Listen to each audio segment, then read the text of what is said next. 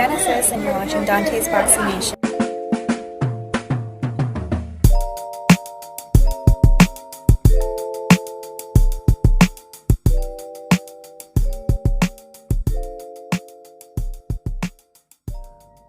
Dante's Boxing Nation, what's going on, guys? So when it comes to Canelo, it's very rare that he comes out and he tells the public that he's eager to take a certain fight, or he really likes the idea of fighting a particular opponent. That's exactly what Canelo is doing right now when it comes to Errol Spence. Canelo Alvarez, he's confirmed what his trainers had kind of hinted at before, but it finally came out of Canelo's mouth. He was asked about an Errol Spence fight, if he would like that fight, and he said, I would definitely like that fight. He said, that's a really, really big fight, and I would be willing to go down to 160 for that fight. And this is so funny because I remember I was watching a fight a couple days ago. I was watching one of those older fights on DAZN.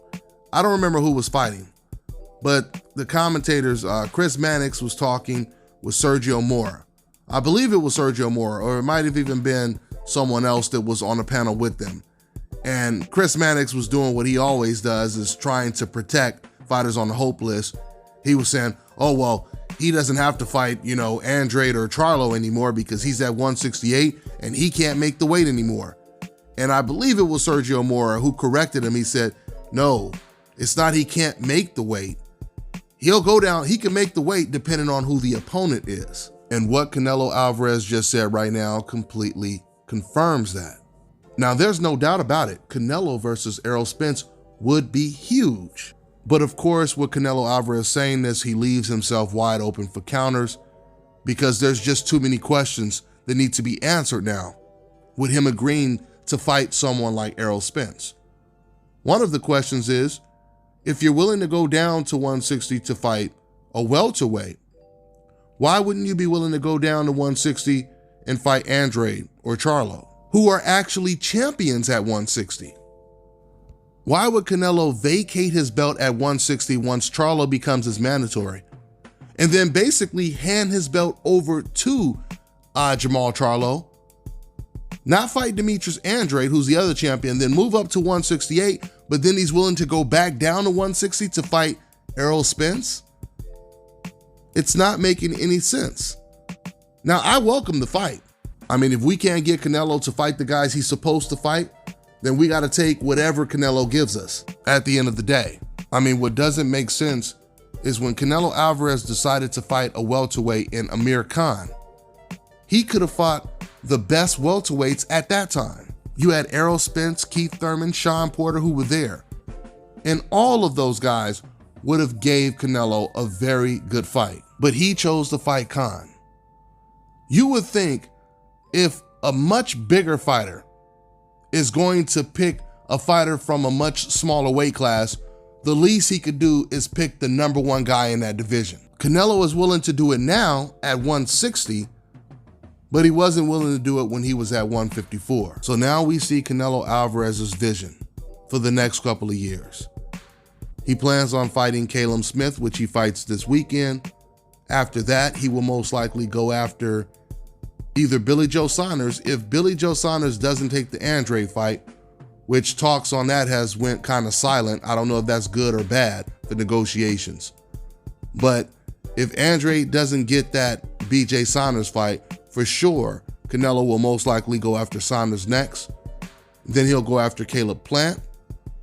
And then he'll have all the belts because, of course, Canelo's servant, Mauricio Solomon of the WBC, he just handed the belt over, the WBC belt, over to Canelo, so Canelo didn't even have to fight for it. Oh, speaking of that, I forgot. He's also going to fight Avni Yildirim because Yildirim is supposed to now be the mandatory for that WBC belt that Mauricio just handed over to Canelo. But the problem is, Avni Yildirim is not even the number one contender. David Benavidez is the number one contender. So he's supposed to be the mandatory. In the wild, wild west of boxing, Canelo Alvarez, he's not going to fight the number one contender, David Benavidez. He's going to fight number two, Avni, instead. And then once he gets past all these guys, it's going to be the mega showdown with the welterweight champion soon to move up to super welterweight, Errol Spence. So no Demetrius Andrade, no Jamal Charlo, no David Benavidez, but he's willing to fight Errol Spence. We know what time it is. Guys, this is the reason why Canelo wanted the Floyd Mayweather fight so bad. Because Canelo, he understood Floyd Mayweather was way smaller than him. He understood a guy that has moved up 5 weight classes already. He's closer to 40 than he is to 30 years old. Because he moved up so many weight classes, and I'm so much bigger than him, there's no way he's going to knock me out. All I have to do is survive the 12 rounds, and I'll become a star. And that's how famous Floyd Mayweather is. He's so big in the sport, you can become a star just losing to him. Canelo sees Errol Spence as the same type of threat that Floyd Mayweather was. A very talented, much smaller fighter. Now, of course, it may take a while before we even get a fight like that, and we may never get it, Canelo versus Errol Spence, because there's so much work for Spence to do at 147. He has to get past Terrence Crawford, which is not a guarantee.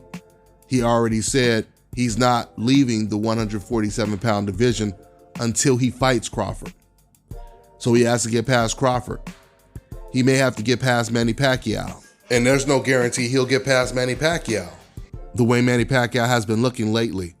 And especially if he allows Manny Pacquiao to not take USADA or VADA like Keith Thurman allowed Pacquiao to do, there's no guarantee that Spence will win that fight either. So while the smaller Errol Spence is going to be taking on the toughest challenges, fighters that are considered pound for pound the best in the world, these are the fighters that Canelo's going to be fighting while he's waiting for Errol Spence to move up to 154 and then meet him at 160. And guys, this is the reason why ESPN and the rest of old media are complete jokes. They'll sit there and they'll come up with these terms calling Floyd Mayweather a quote-unquote businessman, which is a way to try to say that he was just this major cherry picker, etc., etc. But then they don't say anything about Canelo Alvarez doing things like this, in his 30s now, avoiding Demetrius Andrade and Jamal Charlo for 5 years, avoiding David Benavidez, who's his #1 contender. Oh, but he's willing to fight the welterweight champion, Errol Spence. Gennady Golovkin, a man who was the champion at 160. When Charlo was his mandatory for 2 years. Canelo refused to fight him. Now Gennady Golovkin is about to fight this complete no-name, no one's ever heard of, who just became the #1 contender. And Golovkin has volunteered to fight his #1 fighter. Now he wants to volunteer to fight the mandatory when it hasn't even been ordered. And this is how good that hope insurance is. It covers everything. When you have hope insurance, they want you to be a quote-unquote businessman. As long as you avoid the most dangerous fighters out there, which are often black fighters, they'll call you pound for pound the best fighter in the world. We know what time it is, but we're gonna keep exposing these cats for who they are. And for you Canelo Alvarez fans, don't worry, I got a real good treat for you, because my Canelo versus Mayweather video comparing their legacies, comparing them to when they were the same age and what each fighter did, that video is almost done. I'm just putting the final touches on it. It's almost done. So when you guys see that video, you will never in your life be able to compare what Canelo has done in his career to Floyd Mayweather, because it debunks every single thing you guys have ever said to your friends and in the comment section to try to defend Canelo Alvarez. I'm on to the next one, y'all. You know, I always say on this channel, pay-per-view fights should actually be free. And now the day has come where I'm about to hook you up with an app where you can watch all your pay-per-view events, boxing, UFC, etc. for free. I want to introduce Block TV. the best internet streaming television app out there. They provide over 3,600 channels including HBO, Cinemax, Showtime, and Starz. They have a massive video on demand library with over 40,000 of the new release movies and the latest TV series. And it also includes DVR, so you're getting all of this for $34.99 a month, and once again, that includes free pay-per-view. So this one right here is a no-brainer, guys, because back in Las Vegas, I was paying damn near $200 a month for my cable. Those days are long gone now. So to get the app, make sure you guys go over to getblocktv.com and put in my promo code and get 30% off your first month. You also get a free month for every friend you refer. The promo code is DBNation. Fellas, I've got some great news for you. If you've lost your hair or have a receding hairline, the time has come when you can finally get your hairline back through a process called scalp micropigmentation. So here's how it works. It's a hair tattoo that replicates the look of your hair follicles when you have fully shaved it down. So if you want to get this hookup for my brothers out there in the UK and Europe, make sure you check out the Scalp This on Instagram. And for my brothers out there in the States, make sure you go ahead and contact my man Scalp Carolinas on Instagram.